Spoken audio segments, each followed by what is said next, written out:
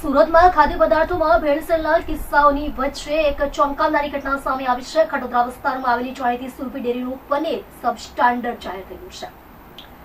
સુરત મહાનગરપાલિકાના food inspection વિભાગ દ્વારા લેવામાં આવેલા પનીરના નમૂનાઓ લેબોરેટરી રિપોર્ટ જાહેર થતા હડકંપ મચી ગયો છે. આ રિપોર્ટમાં ખુલાસો થયો છે કે આ પનીર દૂધમાંથી નહીં પરંતુ સ્ટાર્ચ અને વેજીટેબલ પેટમાંથી બનાવવામાં આવ્યું હતું, જે સીધું શહેરવાસીઓના આરોગ્ય સાથે ગંભીર ચેડા સમાન છે. સુરત મહાનગરપાલિકાની પબ્લિક હેલ્થ લેબોરેટરી દ્વારા કરવામાં આવેલા પૃથ્થકરણમાં ઘણી ગંભીર ખામી સામે આવી છે.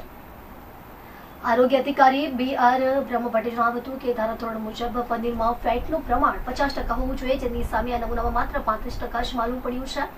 સૌથી ચિંતાજનક બાબત એ છે કે રિપોર્ટમાં બીટા સિટોસ્ટેરોલની હાજરી મળી આવી છે, જે પનીરમાં એબસન્ટ હોવું જોઈએ. પનીરમાં દૂધને બદલે સ્ટાર્ચની માત્રા પણ મળી આવી છે, જે સ્પષ્ટપણે પનીર બનાવવામાં ભેળસેળ કરાઈ હોવાનું સાબિત કરે છે.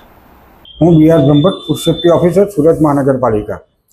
Deputy commissioner health and hospital સાહેબ અને આરોગ્ય અધિકારી સાહેબની સીધી સૂચનાના માર્ગદર્શન હેઠળ સુરત શહેરમાં ઘી, પનીર, ચીઝનું ઉત્પાદન કરતી, વેચાણ કરતી સંસ્થાઓની તપાસણી કરી અને નમૂના લેવાની કાર્યવાહી ચાલુ છે.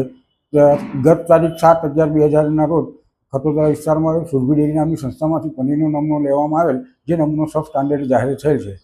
સર, જે પનીરનો જથ્થો લેવામાં આવ્યો છે તેના સેમ્પલો ફેલ થયા છે. હવે કેવા પ્રકારની કાર્યવાહી? તેમની વિરુદ્ધ ફૂડ સેફ્ટી સ્ટાન્ડર્ડ એક્ટ પ્રમાણે આગળની કાર્યવાહી કરવામાં આવશે. જી સર, શું કહેશો? કારણ કે આ શંકાસ્પદ પનીર લોકો આરોગ્ય છે તો કેવા પ્રકારની બીમારીઓનો શિકાર બની છે? આ પનીરમાં મિલ્ક ફેટની માત્રા ઓછી છે, તેમજ બીટા સિટેરોલ પ્રેઝન્ટ આવેલ છે, જેના કારણે લાંબા ગાળે પાચનતંત્રની બીમારીઓ થવાની શક્યતાઓ રહેલ છે.